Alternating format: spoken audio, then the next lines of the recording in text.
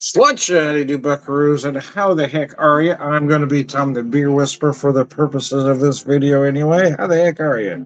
My first beer of the day on this wonderful Saturday. Consider getting out for about a half a second, but it's hot outside. It's really hot, man. So, made an executive decision to drink the beer I have at home and not go anywhere. It's hot, man. It's really hot. Uh, anyways, I digress. Just something real quick, and we're back in business. All right, let me put that down. Oh, so I've got two from Banter at the moment. Springfield, Missouri. This is uh, their head shred saison, named for one of the loyal customers.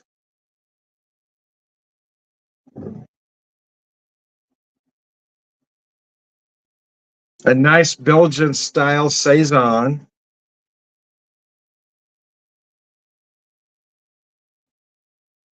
Some will describe the flavors as bubble gum. Kind of depends on how you feel it.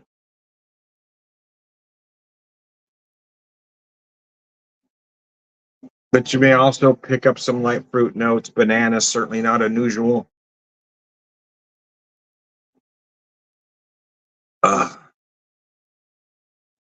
Bear with me. I got to step off camera for a second. I'll be right back.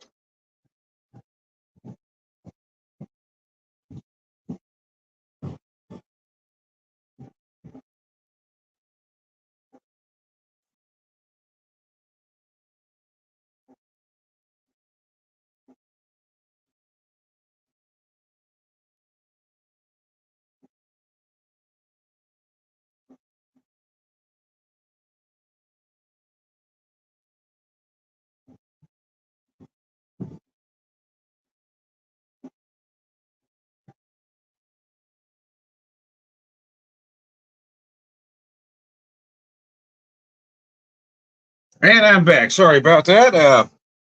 I was still naked when I forget to put this on. Anyway, bear with me. We're just getting started, man. Yeah, it's really hot. My wife and I thought about getting out for a second. There was a store she wanted to go to, and I thought, well, I might visit a couple friends at a local watering hole, but then we both decided it was just too hot to get out, man.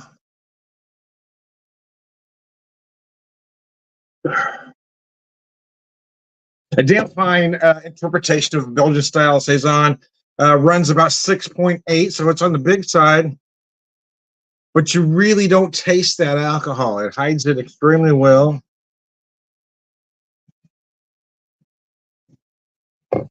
Very enjoyable, man. This is a brand new batch.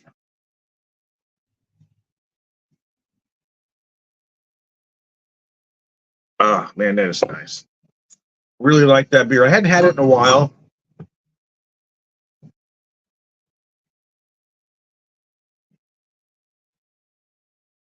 Banner's got a couple great IPAs.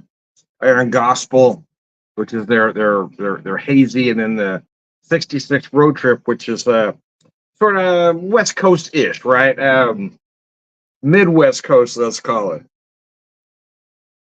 And so I've been drinking a lot of those with the warm weather being the way it is, but I hadn't had this one for a while, so I thought I'd get a growler of that to take home. Uh, Gosh, that's delicious.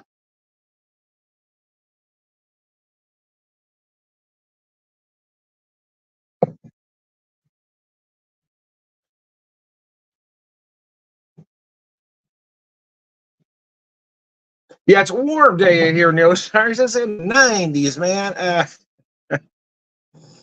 Yeah, and oddly enough, even though it doesn't seem to fit, we're doing pasta for dinner, and typically a hot weather meal. But since we're not going outside, since I'm here in the air conditioning, we're okay. Oh, I had the ingredients for something, and we hadn't had it in a while, so I'm making a house casserole. Wife prefers it with the penne noodles, so we're using the penne pasta, I should say. So basically, start with the pasta, add just a little bit of red sauce to it, and I may tomato cream it. I'm not sure, but traditionally it's with the red sauce, and then you kind of rub over the top or spread over the top a mixture of cream cheese and sour cream. Now, I've been in places where they use just cream cheese or just sour cream, but I like to use a combination of both. Put that over the top, some more sauce, and then you typically top it with some cheese.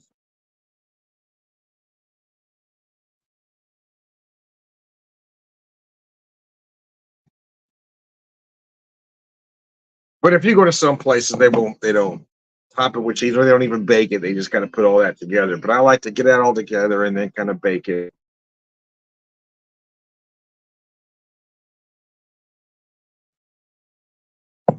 Get a little brown on that cheese on top. Get it ooey gooey. Oh yeah, that's when it's good, baby.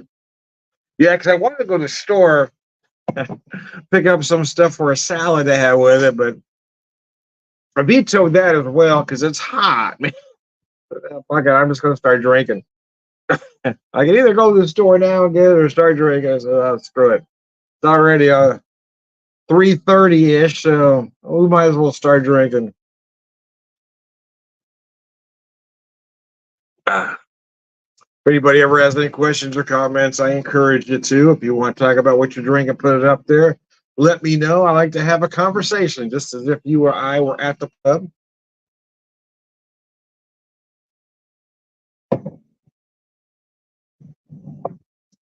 So beer number 2 is the Chomo. It's a Nobleton's barrel aged Doppeldunkel, and damn, it is just insane. 8.4%, I do believe. Yep. Show you that label from Banter as well. Now I poured that, took a picture, and I've let it sit as we started this video because it's not going to hurt this particular beer to warm up just a little bit. In fact, it helps it a bit. Mm.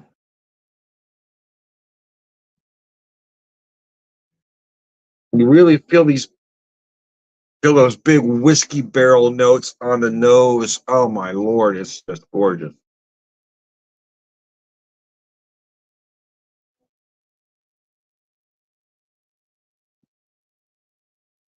Oh man, that was good.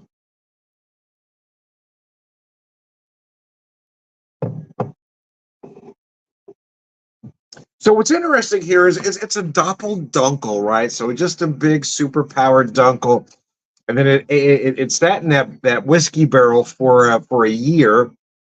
It was done in conjunction with a local liquor store retailer, Whiskey Tango. Well, I say local; it's out of Ozark, Missouri, but you know it's right next door to us here.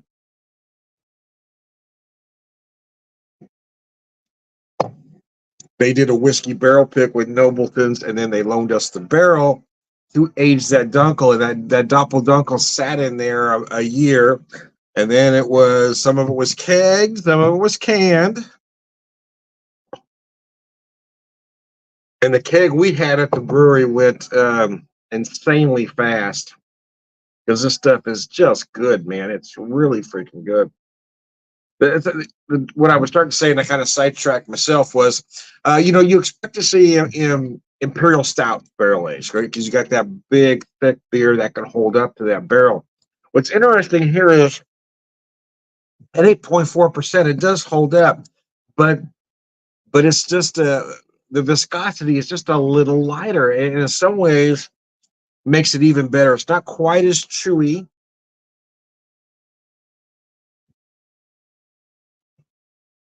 But there's still enough beer there to hang on to those barrel notes without being swallowed up by those notes. And I'm sure some of you have had barrel aged beers where all you can taste is that barrel age and you can't taste that beer, right? You want to be able to taste that beer. You want to feel those barrel notes, but you don't want that original beer to get lost. And this one just does an incredible job. You're hanging on to its identity, yet adding those barrel notes. Wow, it's just gorgeous.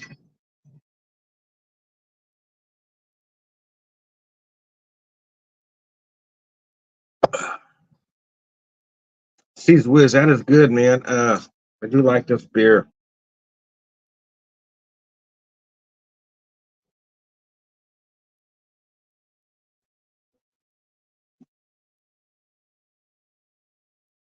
Uh,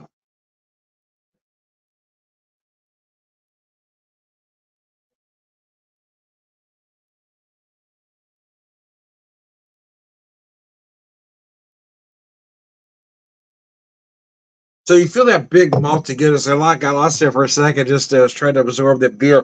You feel the big malty goodness of that Doppeldunkel.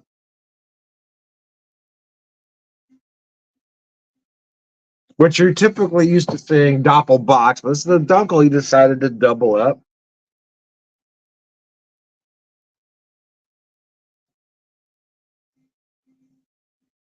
So again, not quite as rich as a Bach, but you've got those big malty Dunkel notes. That's just insanely good.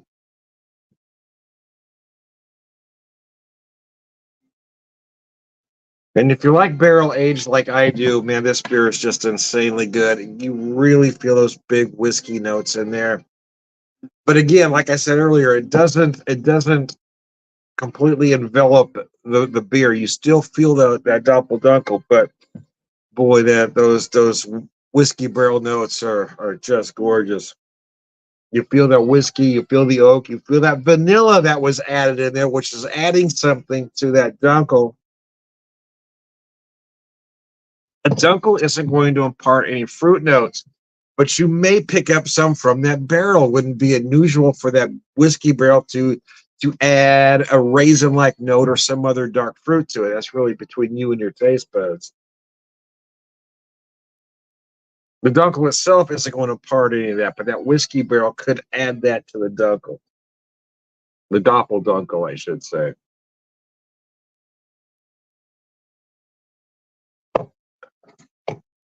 You get the rest of that in here. I couldn't get it all in that. Now we can. We might as well drink it all. Drink it all, man. I'm not going anywhere. I already said I'm not driving. I ain't going outside. It's hot out there, man. Yeah, August is typically the hottest month out here. Although our weather patterns seem to be changing a little bit.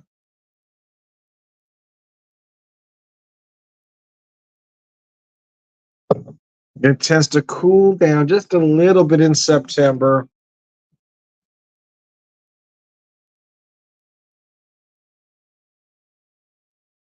Oh, man, that's gorgeous.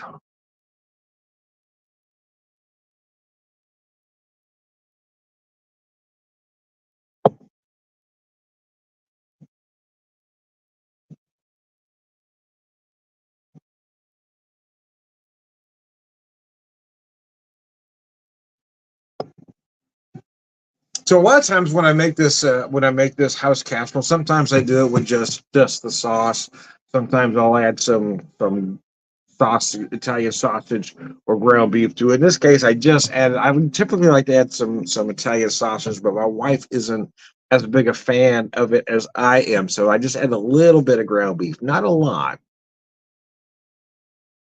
just a little bit of just a little bit to add a little flavor to it, I guess, a little texture as well.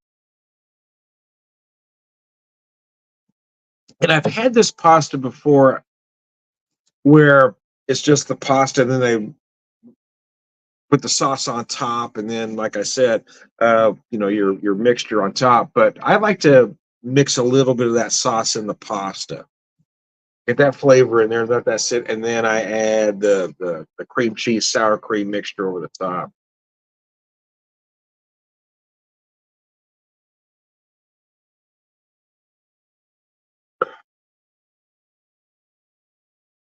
Well, one thing I do like about this beer is the finish, right? It gets big, it gets rich, it gets decadent, it gets a little bit sweet. You feel all those big whiskey notes. You might pick up some brown sugar like notes as well because you feel a little molasses. But then it dries up nice with the help of that oak, that whiskey barrel. The same thing that's making it sweet and decadent is the same thing that's going to clean it up at the end. When that oak hits, it's going to even that sweetness out and clean it up. So it doesn't finish sweet. You're going to get it because there's a whiskey barrel going on. But then that oak's going to come into play. The same thing that's making it sweet, giving it all those big rich flavors, is the same thing that's going to rein it in at the end. Oh, this beer is absolutely gorgeous, man. That's why it's a one and done for me. The one can, that's it. That's it. So I allow myself. That's it, baby. That's all there is, man. Anyway. Of course, I popped a growler of that, or a 32 ounce, not a full growler, full size growler. I'll show you here. Of that hedge red, so that's got to be drank now. Well, once you open them, you really got to drink them. But it's only 6.8 as opposed to 8.4 in conjunction with. Anyway, I digress. Oh, mercy. The first beer of the day. I waited till 3:30 to have the first beer of the day. How about that? On a day off. I do work tomorrow, but I don't have to go in until 12:30. I have to wake up early, but on my days off, I'd rather start drinking a little bit early and finish early.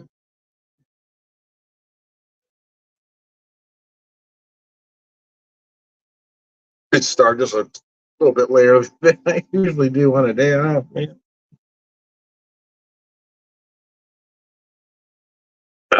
Working through my beer fridge. So I did bring this growler home last night, so it's new. But I'm working the Stromo.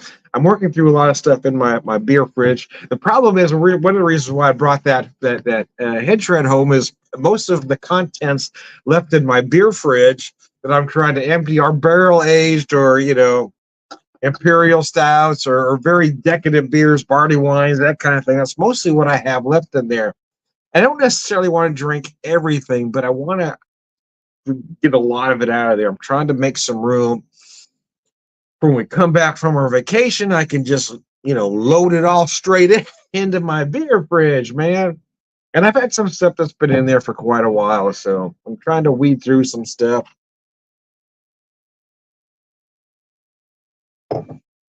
So because I'm staying in the air conditioner all day and not, and getting out there in the heat, I figured, well, let's have a barrel-aged beer, Tom. Why not? Why not, man? Don't be a why guy. Be a why not guy. Why not, man?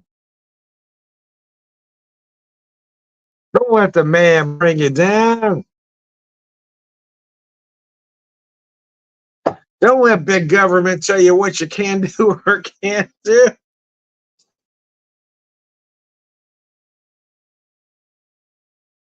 We don't need no Project 2025, man.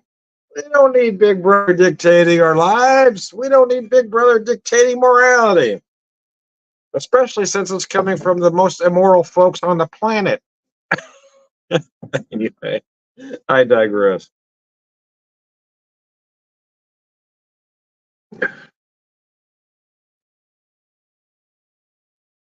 I tell you how you have to live your life, what beer you can drink. No, we don't need that.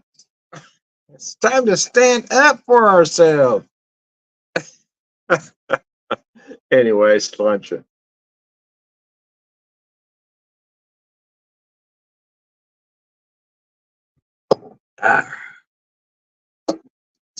Gosh, this beer's gorgeous. I really like it, man.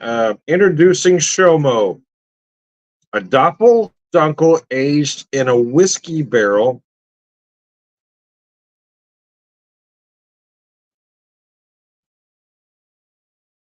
And enriched with ingredients sourced from a multi-generational family farm in Missouri. Wow, this stuff is just gorgeous, man. This is a great beer. It's not distributed out of Missouri, but if you can find a friend to get you some, I certainly recommend trying it. It is absolutely amazing. It is one of my favorite. I love barrel-aged beers, and I'm on the record. I love barrel-aged barley wines. In fact, I think a barley wine really needs to be barrel-aged. I love barrel-aged imperial stouts. But I'm never, well, a Doppel Dunkel is kind of a, made up style anyway. But but what he did here is beyond brilliant. This beer is just gorgeous. So there you go. Anyways, I digress, man. I am Tom the Beer Whisperer, beer evangelist, prolific beer, purveyor, wisdom, man, all around good guy, sludger.